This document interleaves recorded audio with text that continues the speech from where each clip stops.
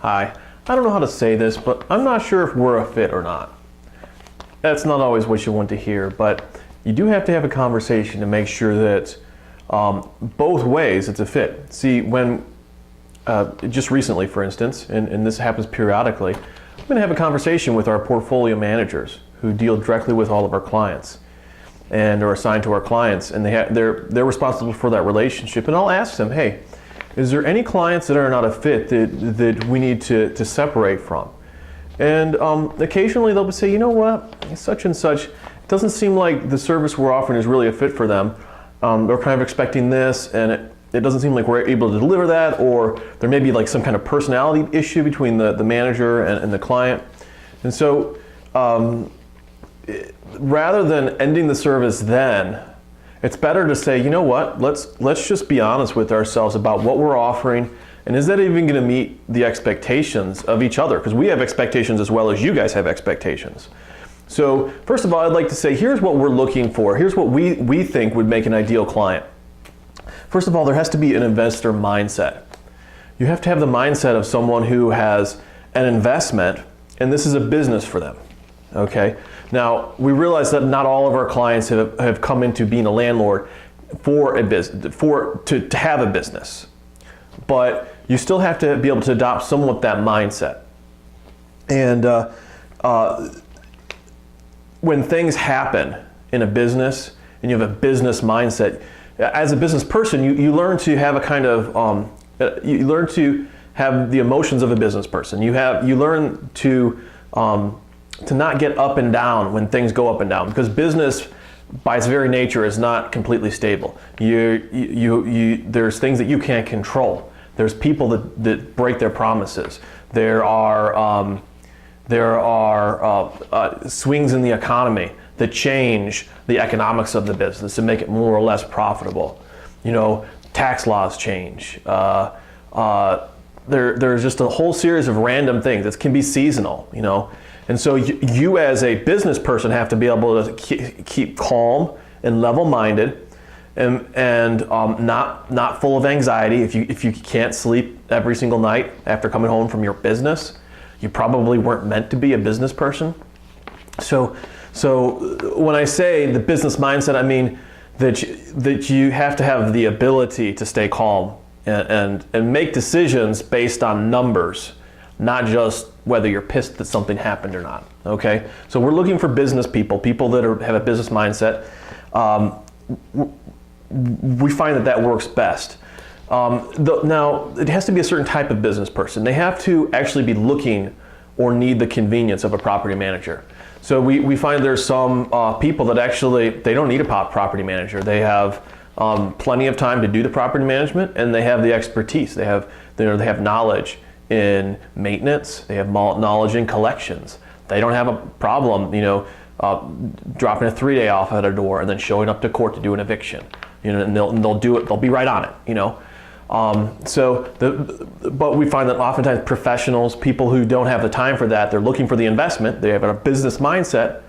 They don't have the time for that. They want us to handle it. And the other quality of someone that's ideal for us is they're willing to pay. See, we like working with everyone, but obviously we have to support our families, and the business has to make a profit. And so as much as we want to save the world, we're not actually able to, because we have to eat. What we found is there's some people that they're really in a bad situation. You know, like they're stuck with a house. Their only opportunity is to rent it. They don't have the expertise to do it themselves, and they need help from somebody like a manager to do it.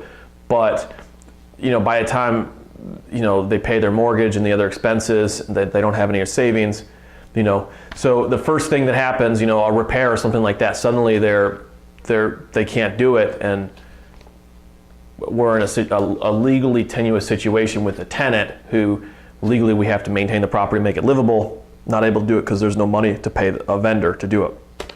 So we find that really the money has to be there regardless of how you look at it, and you have to want the services that are offered. So that's what we're looking for, and we find that fits best both ways. Some things that should be some examples of like if you're thinking a certain way that wouldn't be a fit would be this. If your property is in a C minus, a D, or an F area. So what we found is the cost, number one, is way higher. So it's hard to meet an owner's expectation who's trying to make a profit when the cost to maintain the property, the number of repairs that are required in the property tend to go up in those areas. It's harder to find a greater tenant, you know. So what we found is that it's just hard enough to deliver the peace of mind we're trying to deliver. And so we prefer not to even go there. If you're like an out-of-town investor and you saw like this offer somewhere on the internet for properties that are being given away for $5,000 a piece or something like that, that's probably in that area. I recommend you don't go there. But if you're insisting on trying that out, we're not the fittest in terms of a property manager. If you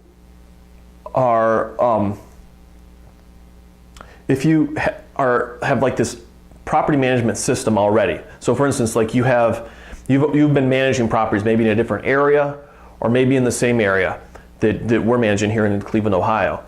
And you have your own rentals and you just have a system all in place. And if you're really just looking for like an employee to do it for you, we're not a good fit because we actually have our own system. What we found is we've actually tried it before where we had another company that acknowledged our expertise in a specific area. But they said, you know what, we have a system.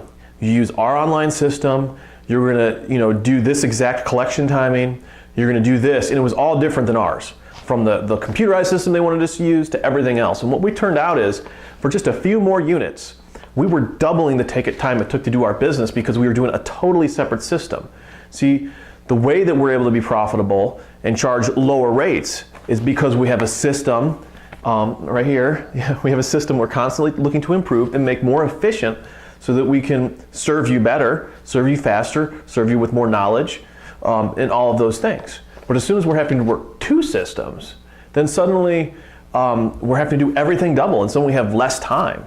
We're not doing it as good. We can't be as good at just one system. We have to do two systems. So if you have that kind of systems mentality, that's great, but you need an employee, not a property manager. And for us, it just wouldn't work. It might be that there's some small manager that would take you on, but I think most property managers that are doing a good job and know how to create systems are not going to want to take on that particular thing. It wouldn't be a fit for us.